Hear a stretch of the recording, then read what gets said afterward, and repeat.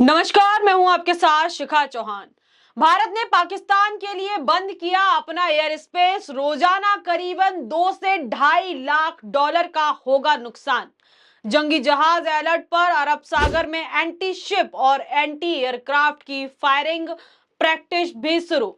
भारतीय नौसेना की हलचल से उड़ी पाकिस्तान की नींद। पाकिस्तान से तनाव के बीच इंडियन नेवी चलाने जा रही है बड़ा फायरिंग अभ्यास जारी की वार्निंग। जी हां, समंदर में क्या है पाकिस्तान की हरकतें। अरब सागर में 4 बार नोटिफिकेशन दिए जाने के बाद भी 3 बार वादे से फेल पाकिस्तान।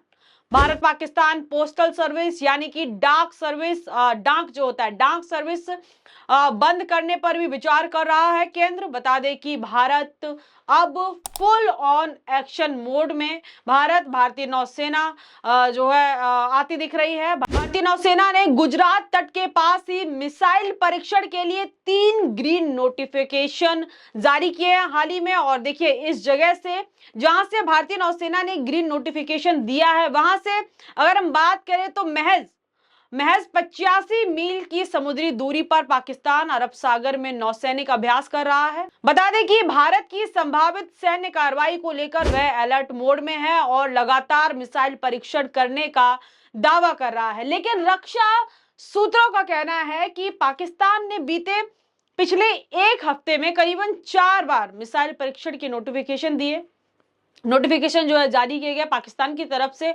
लेकिन अभी तक एक बार भी मिसाइलों का परीक्षण नहीं किया गया है। ऐसे में भारतीय नौसेना मौजूदा स्थिति और पाकिस्तान की गतिविधियों पर बारीकी या कह सकते हैं कि पैनी नजर बनाए हुए है। देखिए, पहलगाम हमले के बाद से ही भारत और पाकिस्तान में तनातनी बरकरार है और बॉर्डर पर भी सुरक्षा के भारी इंतजामात जो है तेज कर दिए गए हैं।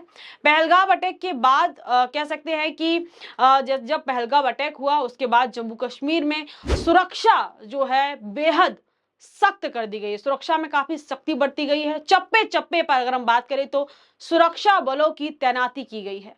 पहलगाम की बैरसन घाटी में हिंदू पर्यटकों की हत्या के बाद और पाकिस्तान के बीच का संबंध जब ये इंसिडेंट हुआ उसके बाद जो है पाकिस्तान और भारत के बीच का जो संबंध है काफी तनावपूर्ण हो गया है। पीओके में पाकिस्तान ने जवानों का जमावड़ा लगाना भी शुरू कर दिया है। बर्बर नरसंहार के बाद भारत के गुस्से को देखते हुए पाकिस्तान में खलबली मची हुई है। पाकिस्तानी मंत्री खुलेआम कहते पाए जा रहे हैं कि भारत किसी भी वक्त और कहीं भी हमला कर सकता है। बता दें कि शहबाज शरीफ की सरकार ने अमेरिका और चीन यानी कि इन 2 देशों से इस पूरे मामले में हस्तक्षेप करने की बात कही और तनाव कम करने को लेकर मदद मांगी है। मदद की कहीं ना कहीं कह सकते हैं कि अपील की है पाकिस्तान ने चीन और अमेरिका से। तो दूसरी तरफ भारत ने भी अपनी तैयारियां तेज कर दी हैं। प्रधानमंत्री नरेंद्र मोदी ने सुरक्षा बलों को खुली छूट दे दी है। पहलगाम नरसंहार के बाद मोदी कैबिनेट की 30 अप्रैल को एक अहम बैठक हुई थी जिसमें कई बड़े फैसले और इसमें मौजूदा हालात को देखते हुए आगे उठाए जाने वाले कदम को लेकर बड़े फैसले लिए जाने के कयास लगाए जा रहे थे। आपको बता दें कि पहलगाम में निर्दोष पर्यटकों के नरसंहार के बाद भारत ने साफ शब्दों में पूरी दुनिया को स्पष्ट कर दिया है कि हमला करने वालों को और उन्हें संरक्षण देने वालों को कतई नहीं बख्शा जाएगा। अब आतंकवादियों का गढ़ क्या है, आतंकवादियों को कौन पनाह देता है, ये सब जानते हैं। तो उनको भारत सरकार ने पहले ही कह दिया कि अब इन लोगों को बख्शा नहीं जाएगा किसी भी सूरत पर। प्रधानमंत्री मोदी ने सुरक्षा बलों को खुली छूट दे दी है। मैं आपको बार बार बता रही हूं कि प्रधानमंत्री ने सुरक्षा बलों को यानी कि जो फोर्सेज है उनको पूरी तरीके से छूट दे दी है कि जैसे भी कोई भी गतिविधियां इधर उधर आप देखें, आप भी उनको मुंह तोड़ जवाब दे सकते हैं बिना किसी की परमिशन के। पहलगाम में आतंकी हमले के बाद भारत और पाकिस्तान के बीच के हालात जो है वो अब जग जाहिर है। पूरी दुनिया जानता है कि पाकिस्तान और भारत के बीच आखिर क्या चल रहा है। इस बीच पाकिस्तानी सेना ने एक बार फिर सीज फायरिंग का उल्लंघन किया। पाकिस्तान की तरफ से एलओसी के उस पार से बिना उकसावे वाली फायरिंग की गई जिसका भारतीय सैनिकों ने भी लगातार इस पर जो है भारतीय सैनिक करारा जवाब दे रहे हैं पाकिस्तान को। इसी बीच भारतीय नौसेना ने भी बड़ा कदम उठाया है। भारतीय नौसेना ने पाकिस्तान के ठीक सामने बड़ा युद्ध अभ्यास कर रही है। बड़ा युद्ध अभ्यास जो है जारी है भारतीय सेना का और नौसेना के इस कदम ने पाकिस्तान को जो है और ज्यादा परेशान कर दिया है, पाकिस्तान की टेंशन और ज्यादा बढ़ा दी है।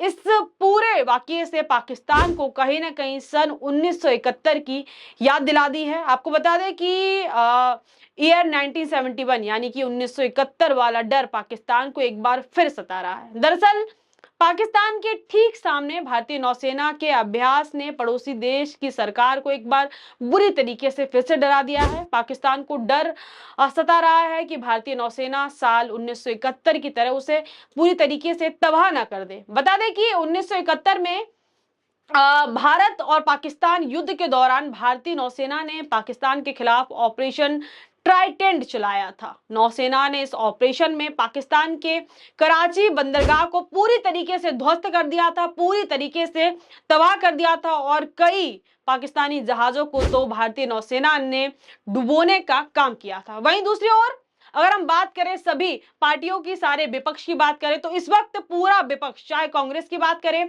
चाहे हम समाजवादी पार्टी की बात करें, या जो भी जितने भी विपक्ष की छोटी पार्टियां हैं, बड़ी पार्टियां, या फिर जम्मू कश्मीर की नेशनल कॉन्फ्रेंस की बात करें, सभी पार्टियां इस वक्त सिर्फ और सिर्फ एक चीज चाहती हैं। सभी इस वक्त ये चाहते हैं कि जो पहलगाम में हमला हुआ उसका मुंहतोड़ जवाब आतंकी संगठनों को और उनको पनाह देने वालों को दिया जाए। और इसी के बीच जम्मू कश्मीर नेशनल कॉन्फ्रेंस के राष्ट्रीय अध्यक्ष और जम्मू कश्मीर के पूर्व मुख्यमंत्री फारूक अब्दुल्ला ने पहलगाम आतंकी हमले के बाद सरकार को पूरी तरीके से समर्थन देने की बात एक बार फिर दोहराई। उन्होंने कहा कि अगर पाकिस्तान दुश्मनी चाहता है तो हम पूरी तरीके से तैयार हैं। फारूक अब्दुल्ला ने कहा कि हम लोगों ने प्रधानमंत्री नरेंद्र मोदी को पूरा समर्थन देने की बात कही है। जो भी कुछ पहलगाम में हुआ इसके बदले वो जिस तरीके का समर्थन हमसे चाहते हैं हम उन्हें देने के लिए तैयार। पीएम मोदी जो करना चाहते हैं वो करे। पड़ोसी मुल्क पाकिस्तान की तरफ से जब न्यूक्लियर हमले को लेकर अब्दुल्ला से सवाल पूछा गया तो उन्होंने कुछ इस प्रकार कहा। उन्होंने कहा कि हमारे पास भी न्यूक्लियर पावर है और उनसे पहले है हमारे पास ये पावर। मुझे वाजपेयी जी की याद आती है, जब मैं पोखरण उनके साथ गया था तो उन्होंने कहा था कि हम कभी भी इसका इस्तेमाल नहीं करेंगे जब तक कोई और हम पर पहले हमला नहीं करेगा। हिंदुस्तान ने कभी भी पहले आक्रमण नहीं किया है, हमेशा वहीं से हुआ है। यहाँ पे देखिए अब्दुल्ला कह रहे हैं कि कभी भी भारत ने सामने से पाकिस्तान या किसी पर खुद से हमला नहीं किया है, आक्रमण नहीं किया है, हमेशा वहीं से हमला होता है, वहीं से आक्रमण होता है। उसकी जवाबी कार्रवाई में हम जो है उन पर कार्रवाई करते हैं और हम उनका जवाब देते हैं। आज भी हम इसका इस्तेमाल नहीं करेंगे, लेकिन अगर वे इसका इस्तेमाल करते हैं तो हमारे पास भी ये शक्ति यानी कि हमारे पास भी न्यूक्लियर है। और भगवान ना करे कि ऐसी स्थिति या ऐसी बात जो है भविष्य में या जीवन में कभी भी ऐसी स्थिति उत्पन्न हो और ये करने की बात कभी भी हमारे सामने आए।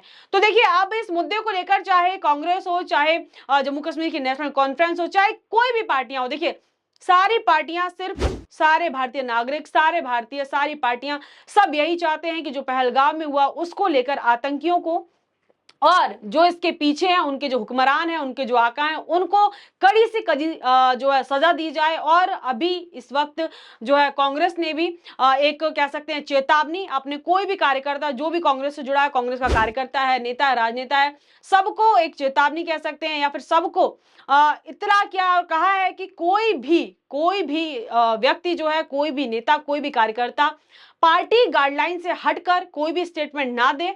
पार्टी की जो गाइडलाइन है उस पर ही रहे, क्योंकि पार्टी, देखिए हर पार्टी इस वक्त सरकार का समर्थन कर रही है, सरकार के पूरे समक्ष खड़ी हुई है इस मुद्दे को लेकर और इस पर कार्रवाई को लेकर। अभी इस बीच अगर इस जो देश में माहौल बना हुआ है, जो ये टाइम चल रहा है, इसमें अगर कोई भी नेता, कोई भी कार्यकर्ता एक अलग से स्टेटमेंट दे देता है जो कि पार्टी गाइडलाइन से मैच नहीं होती है, तो उस पर भी एक नई हेडलाइन बन जाती, नया बवाल मच जाता। तो वही कांग्रेस ने कहा कि कोई भी कार्यकर्ता कोई भी उल्टा सीधा बयान नहीं दे, सारे कुछ जितने भी लोग हैं वो पार्टी गाइडलाइन को फॉलो करें और उसको रहकर जो है अपने स्टेटमेंट दें। और इस वक्त सभी को एक साथ खड़े होना चाहिए, सबको जो है सरकार का समर्थन करना चाहिए और इसके जो इस कार्रवाई के जिस कार्रवाई के अंतर्गत जो भी चीजें आती हैं सबको फॉलो करना चाहिए। तो ये थी इस मामले को लेकर पूरी खबर। आप फटाफट से इस मामले को लेकर क्या कुछ नई अपडेट है, क्या कुछ नए स्टेटमेंट हैं, उन पर भी एक बार जो है फटाफट से नजर डाल लेते हैं और क्या कुछ जो है हाईलाइट्स हैं। तो यहाँ पर देखिए पहला हाईलाइट देखिए, यह मोदी सरकार है, किसी को नहीं बख्शा जाएगा। अमित शाह ने पहलगाम हमले पर दी चेतावनी। आगे देखिए रक्षा मंत्री राजनाथ सिंह ने अपने अमेरिकी समक्ष रक्षा सचिव पीट हेगसेट से की बात और ये बात में क्या कुछ निकल कर आया, क्या कुछ हल निकल कर आया, क्या कुछ बातचीत हुई वो अभी तक क्लियर नहीं हुआ है। वो तस्वीरें बता दें आपको अभी तक धुंधली है। आगे देखिए पहलगाम हमले के बाद भारत और पाकिस्तान के बीच अटारी बागा बॉर्डर पूरी तरीके से बंद। अगला देखिए पाकिस्तान ने कराची लाहौर हवाई क्षेत्र को 31 मई तक आंशिक रूप से बंद कर दिया है। आगे देखिए अगर युद्ध छिड़ता है तो मैं लड़ने वाला पहला व्यक्ति होऊंगा। पूर्व आतंकवादी ने पहलगाम नरसंहार के बाद केंद्र से पाकिस्तान को सबक सिखाने का किया आग्रह। दूसरा देखिए नहीं चाहती कि लोग मुसलमानों या कश्मीरियों के खिलाफ जाएं। पहलगाम हमले में मारे गए नौसेना अधिकारी विनय नरवाल की पत्नी। दूसरा देखिए पहलगाम हमले पर सुनील शेट्टी। देखिए पहली बार ऐसा हुआ है भारत में जब से ये हमला हुआ कि पूरे सेलेब हो गए या फिर सारे जितने भी बड़े बड़े राजनेता हैं, सेलिब्रिटीज हैं, बॉलीवुड है, सब एक साथ आ खड़ा हो गया और सब जो है इस पर अपना अपना जो है प्रतिक्रियाएं दे रहे हैं, अपने अपने पीओवी रख रहे हैं। तो वही सुनील शेट्टी का कहना है कि पाक कलाकारों को जैसे कि भारत में बैन कर दिया गया। आपको बताया कि कल रात ही जो बड़े बड़े एक्ट्रेस हैं, अदाकारा हैं, उनके अकाउंट को इंस्टाग्राम हो चाहे अदर सोशल मीडिया हैंडल, उनके अकाउंट को भी जो है भारत में बैन कर दिया गया और तमाम यूट्यूब चैनल और तमाम जो है न्यूज चैनल्स को भी भारत ने जो है बैन करने का काम किया। इस पर सुनील शेट्टी ने कहा कि पाक कलाकारों पर जब उन पर सवाल पूछा गया तो उन्होंने कहा कि जो कोई भी हमारी शांति भंग करे तो उस पर सब कुछ बैन कर देना चाहिए। तो ये तो थे इस मामले को लेकर सारे हाईलाइट, सारी नई अपडेट पर। आपकी क्या राय है इस पूरे मुद्दे पर, इस पूरे वाकये पर? हमें अपनी प्रतिक्रिया कमेंट सेक्शन में देना बिल्कुल ना भूले। तब तक के लिए मुझे इजाजत, बहुत बहुत धन्यवाद।